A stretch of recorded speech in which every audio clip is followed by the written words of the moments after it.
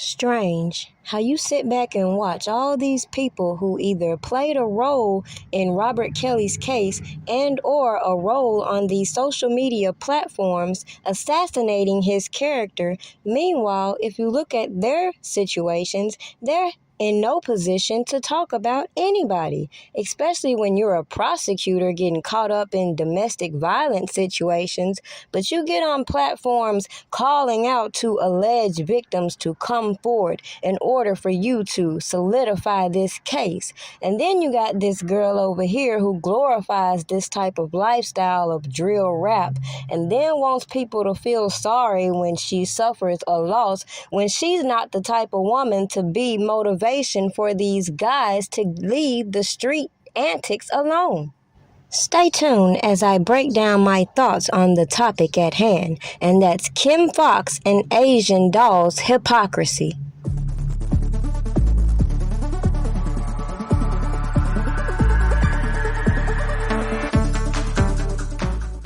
Just when they thought they was gonna silence me, they ain't do nothing but make me come back with a vengeance and re-emphasize all the information that I've spent researching just to inform you of the corruption I see playing out.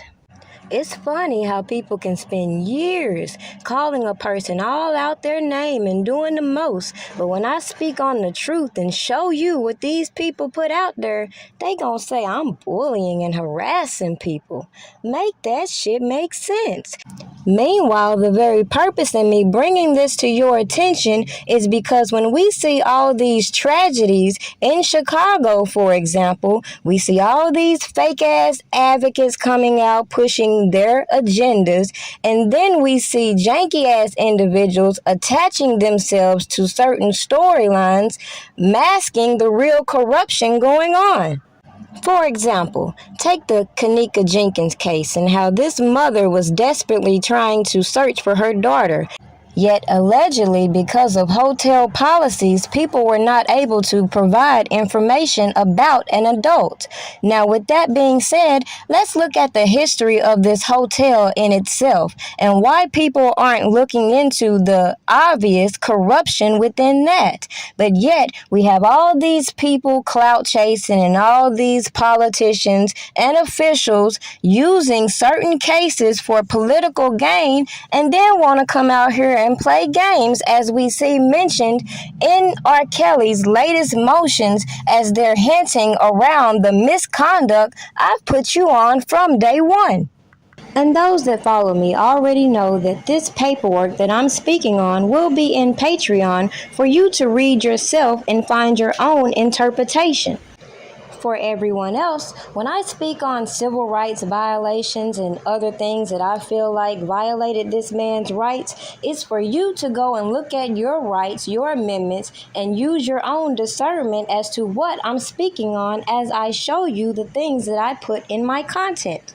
Especially when this prosecutor who led the front line in hounding down these accusers against Robert Kelly is involved in domestic violations herself, not to mention the long history of misconduct that follows her, which should give you insight to everything she has put her hands on should be investigated and questioned, period, especially when you have other people who, just like I, saw through the bullshit with these so-called accusers and realized they were not credible, despite all the media coverage they're doing trying to assassinate this man's character.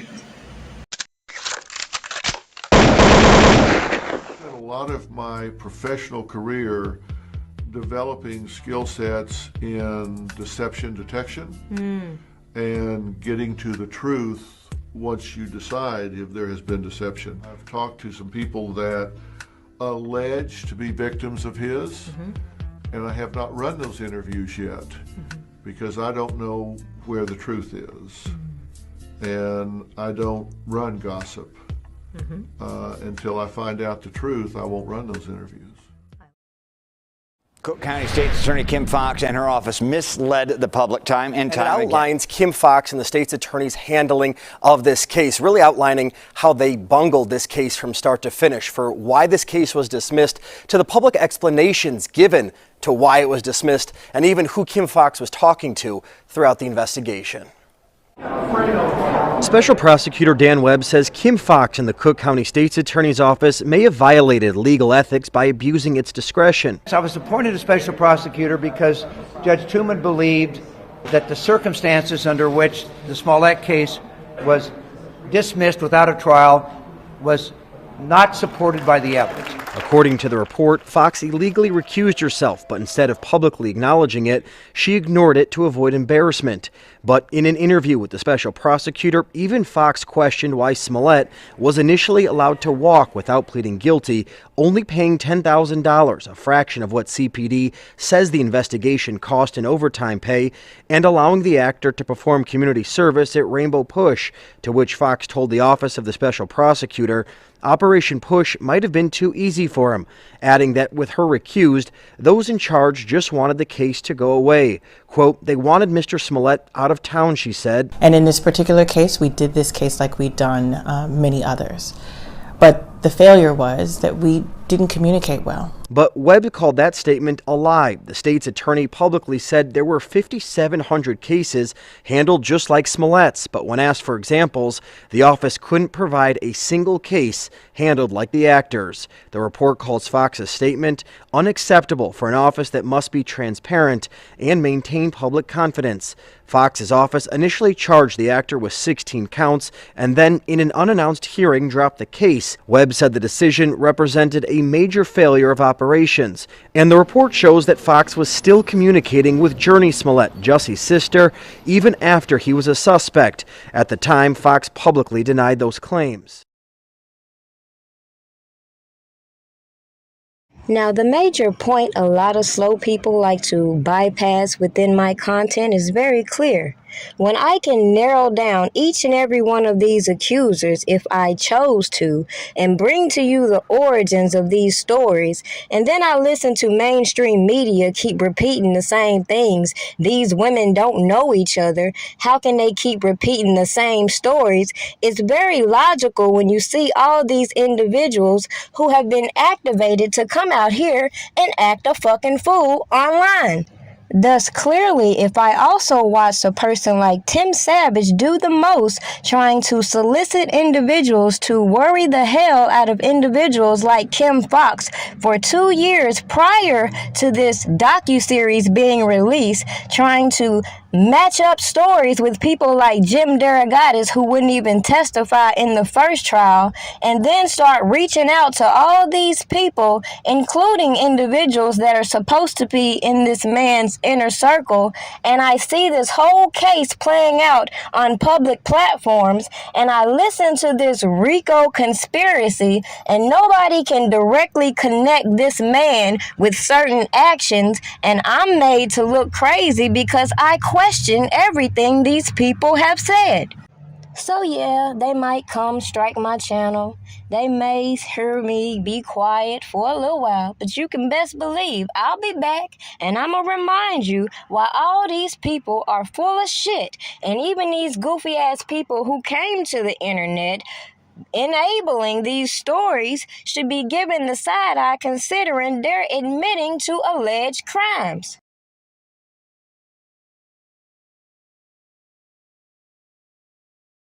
But all these goofy ass people want to bypass these grown ass women being implicated in alleged child porn as agitators gas you up, making you feel like Robert Kelly is such the villain, when even if you believe that, it's a lot of people you should be holding accountable instead of giving them platforms to write stupid ass books. When it came to sex, it was sex to Robert, despite the age. If a girl was in a room and she had a big booty, she had a big booty. If she was 15 or 20, she had a big booty to him.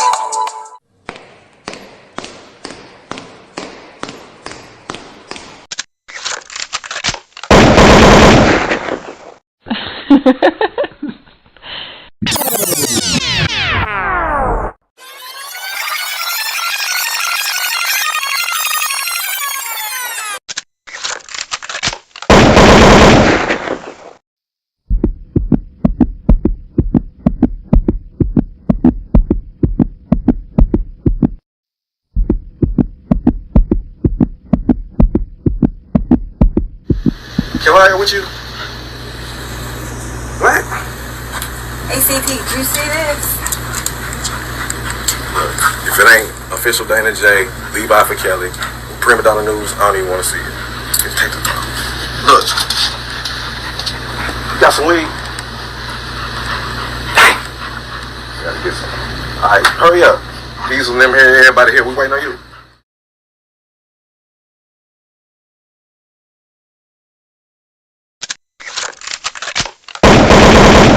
The Cook County State's Attorney is calling the allegations against R. Kelly in a Lifetime docuseries deeply disturbing, and she is asking any victims related to these allegations to come forward.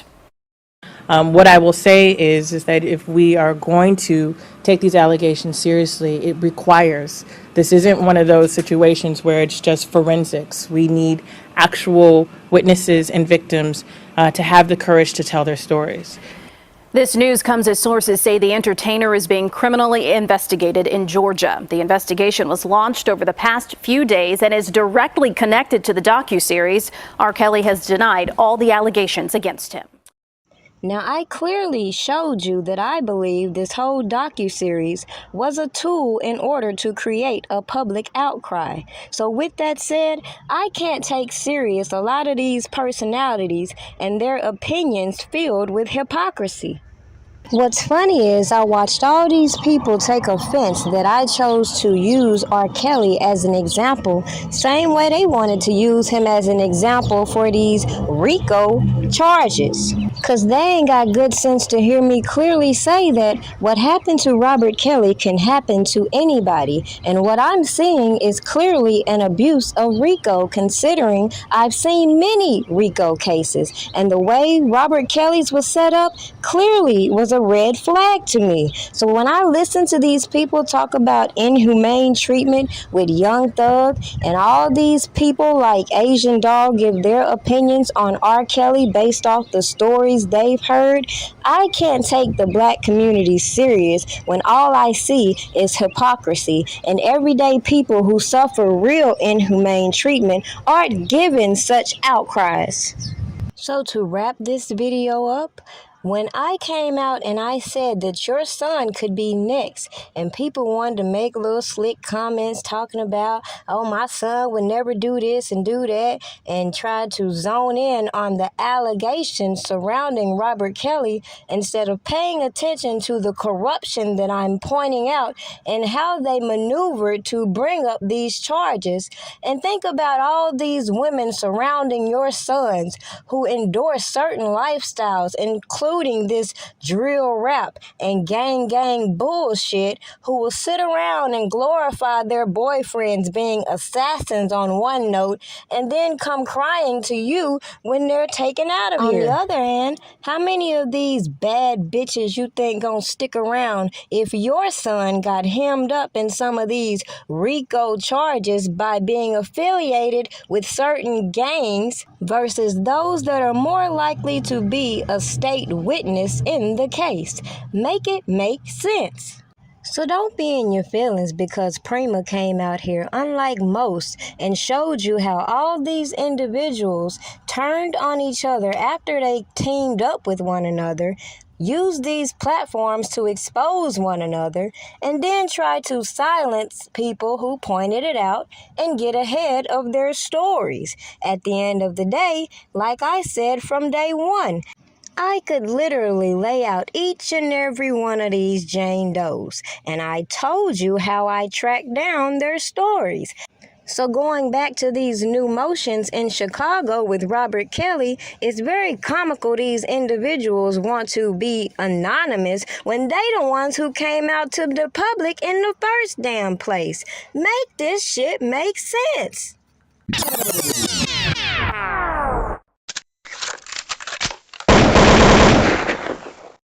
We did our job. We brought the information to the public. Surviving R. Kelly went off, we kept that shit going. We got bus drivers, we got police officers, we got assistants, we got friends, we got people to lie, we got the storage, we got motherfucking video, audio, we got the storage, we got motherfucking video, audio. You ever seen Astria at my house? You ever seen parents at my house?